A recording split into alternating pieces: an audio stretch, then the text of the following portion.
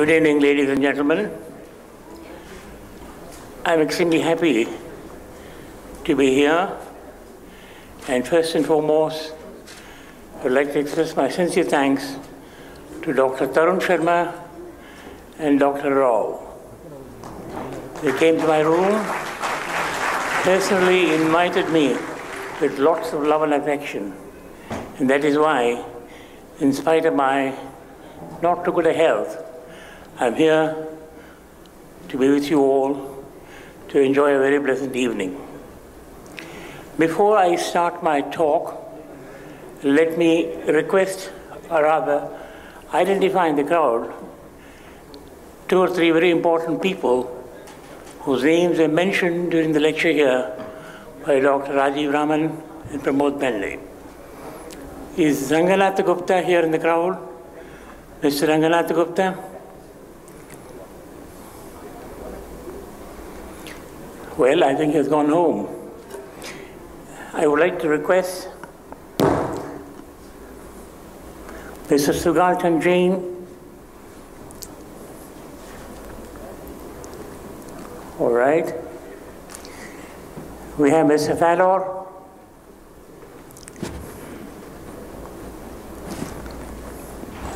Well, we've all gone. They knew I'm going to talk. I'm so happy that I'm in your presence without much preparation. What I'm going to do is more an extempore talk, and what is in my heart I'm going to share with you the next 4 or 5 minutes. Most of what I wanted to say has been said by my colleagues who spoke ahead of me.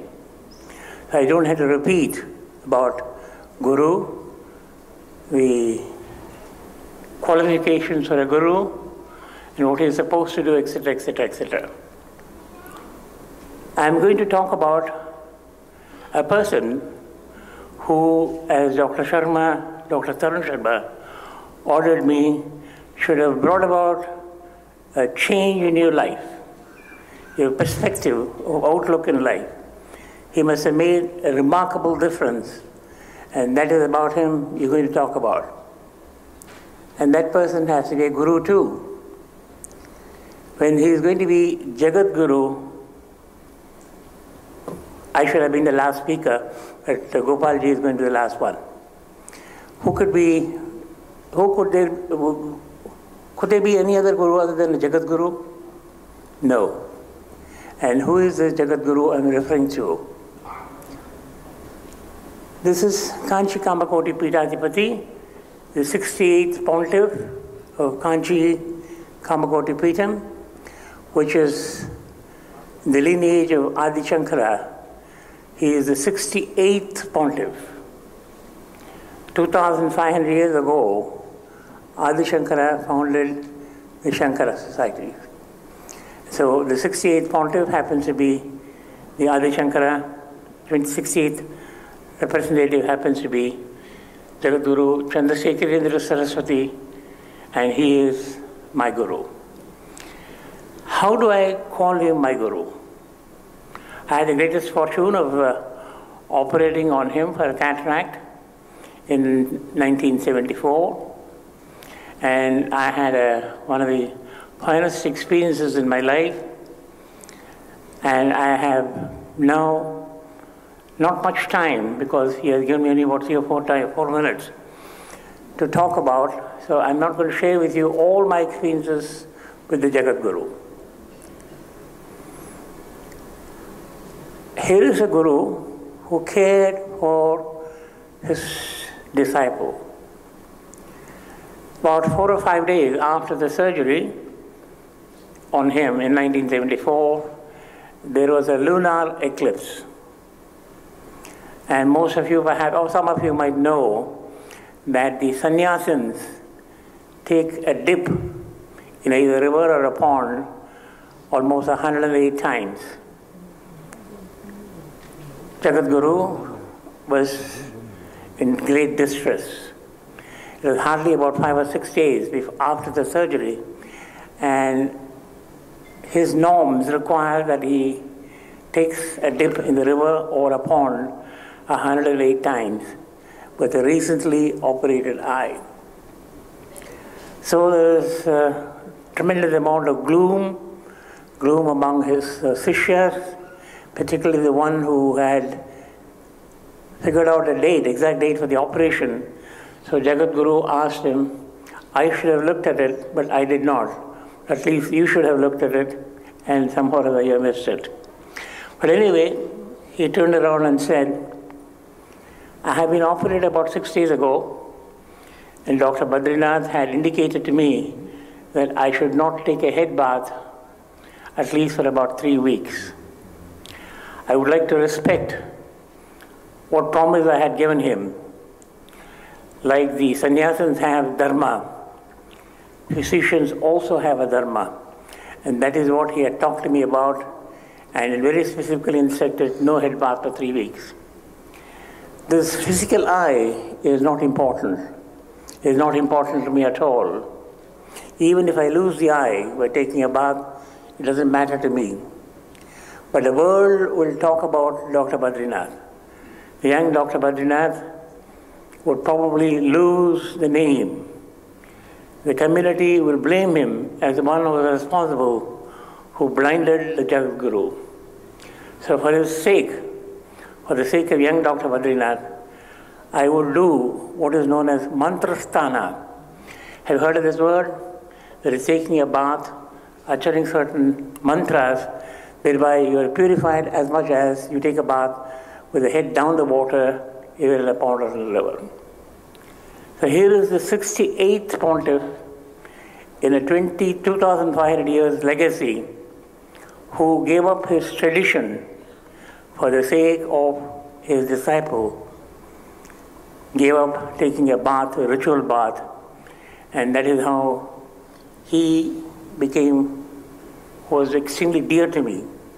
Somebody who was very caring, somebody who was really wanted his disciples not to be forgotten.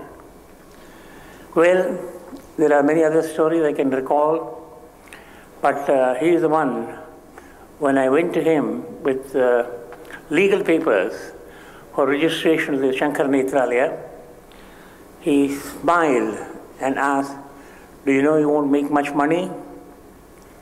I said, no, sir, no, Swamiji, it does not matter. All that we require is only your blessings. So he raised his hands, what we call as Abhayahasta. May you do well. May you do well. A teacher's duty is to also say what the pitfalls are going to be in the future course of action for a disciple. That he has done not only in this particular incident which I quoted you, but also in real world, in many other ways, he has indicated how it is important that the Guru takes care of the disciples. Shankar Netralaya is called as Temple of the Eye. Let me assure you, each and every one of you, it is not we in Shankar Netralaya who put the akshata on our heads.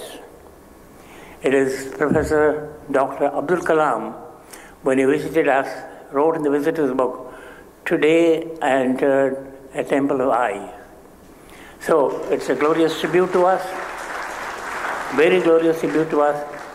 And I would like to tell you that how these words inspire the employees. The 1,700 employees quoted to be working for Shankar Netralaya do a marvelous job. It's difficult to find people like them. They do consider the place of the work as a place of worship. In temple, you worship. In Netralaya, Alaya, you also perform patient services as if you do the worship. So, the inspiration which I mentioned to you has come from Jagadguru. One of the inspirations is this. It's a non-profit organization, Dr. Bende mentioned. We truly take care of nearly 40% of the patients totally free of cost. And this again has many important connotations One of the important of which is, of course, you all know, making available services, quality medical services to the poor, totally free. I'm extremely happy to tell you that the institution has a name because of 100 and odd consultants presently working there at the present time. Each and every one of them have contributed, and they have been performing this puja in the alaya, taking care of the patients in the right way, in the most quality-oriented way, and that is how the institution has, let me say, a very good name. Now, a couple of interesting things which Netralaya has contributed, to which my association with Jagadguru was responsible, is that we have made this registered society, not belong to anyone. We'll be full-time paid consultants working in the institution.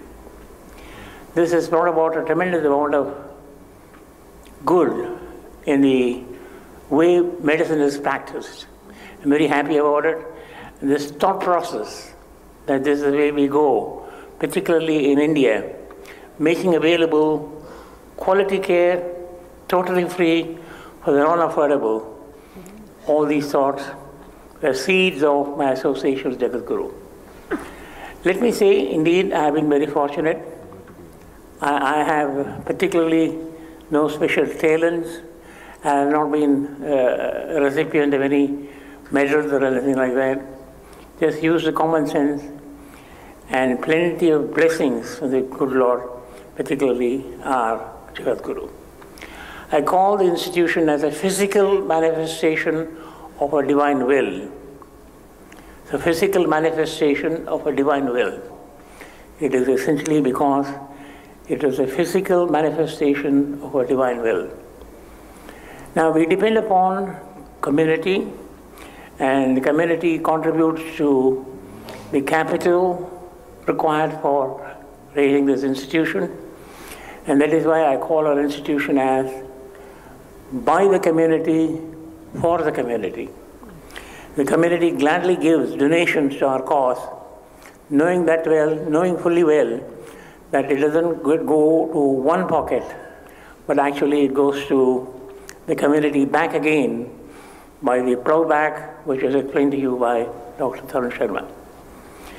So let me come to the last part of my lecture or talk. In August 15, on the August 15th, in the United Nations, Dr. M.S. Subbulakshmi's 100th birthday is going to be celebrated with a musical event by A.R. Rahman. So I would like you to kindly be aware of the fact that A.R. Rahman is giving a concert to Shankar Netralaya in the United Nations. Why United Nations?